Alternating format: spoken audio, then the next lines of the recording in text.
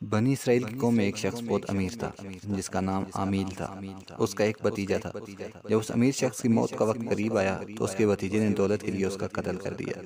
بھتیجے نے لوگوں میں مشہور کر دیا کہ اس کے چچا کو کسی نے قتل کر دیا۔ یہ سب لوگ حضرت موسیٰ علیہ السلام کے پاس آئے اور انہیں سارا ماجرا سنایا اور انہیں کہا کہ اپنے اللہ سے پوچھیں کہ اس شخص کو کس نے قتل کیا۔ حضرت موسیٰ علیہ السلام اللہ سے ہم کلام ہوئے تو اللہ عز و جل نے ارشاد فرمایا کہ اپنی قوم سے کہیں ایک گائے ذبح کریں۔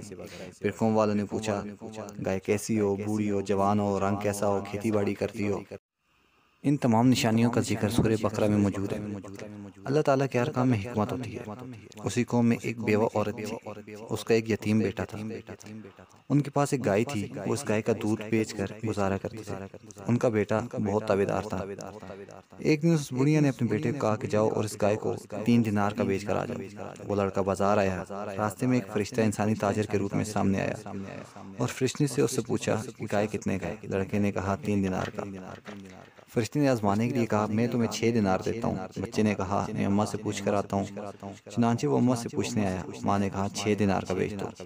وہ لڑکا جب واپس آیا، راستے میں وہی فرشتہ تاجر کے روپ میں سامنے آیا اور بچے کو آزمانے کے لیے کہا کہ میں تمہیں 6 کی بجائے 12 درہم دیتا ہوں۔ اس بچے نے پھر وہی جواب دیا، میں اماں سے پوچھ کر آتا ہوں۔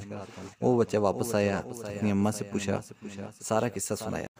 جب ماں نے سارا قصہ سنا تو وہ سمجھ گئی بات کچھ اور ہے۔ ماں نے بچے سے کہا جاؤ اور اس تاجر سے پوچھو یہ گائے میں فروخت کروں یا نہ کروں۔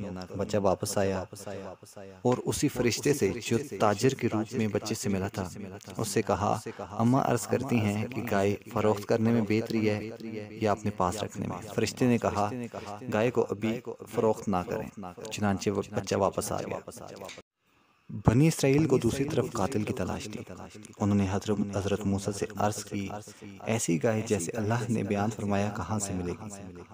حضرت موسیٰ نے اس بوڑھی عورت کی بستی کا ذکر فرمایا جس میں بوڑھی عورت رہتی تھی اور اس کا بچہ بھی۔ چنانچہ وہ قوم والے اس بوڑھی عورت کے پاس آئے اور اس عورت نے وہ گائے کے وزن کے برابر سونا چاندی لے کر فروخت کی۔ وہ قوم اتنی مہنگی گائے ذبح تو نہیں کرنا چاہتے تھے مگر قاتل کا پتہ بھی لگانا تھا۔ انہوں نے وہ گائے ذبح کی اور اس کے جسم کا کوئی حصہ اس مقتول کی لاش کو لگایا جس سے وہ زندہ ہو گیا۔ اس نے اپنے قاتل یعنی بھتیجے کا نام لیا اور تھوڑی دیر بعد مر گیا۔ یہ سارا قصہ سورہ بقرہ میں موجود ہے۔